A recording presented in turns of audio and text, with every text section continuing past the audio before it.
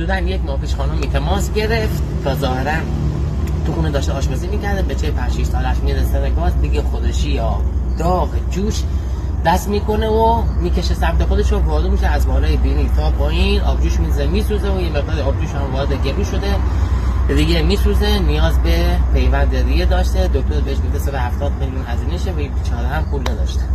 دیگه ما رفتیم واسه 4 تا مساجد شلوغ بوشهر صحبت کردیم. متاسفانه داخل 4-5 تا مساجد مبلغ 3 میلیون و 700 تومان بیشتر جمع نشد بین این همه نمازگزار و مؤمنین.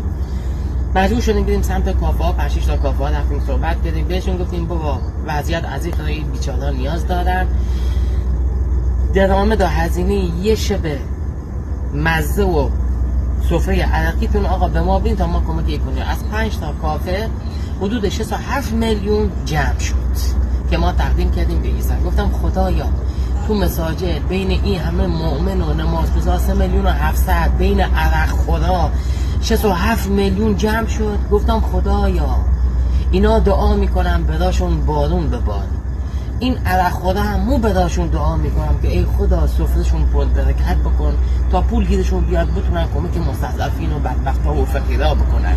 یاد این شرکو افتادم از قضا روزی اگر حاکم این شهر شدم، خون 100 شیخ به یک مست تباه خواهم کرد، وسط کعبه 2 میخانه به پا خواهم کرد تا نگویم که مستان ز خدا بی خبرم.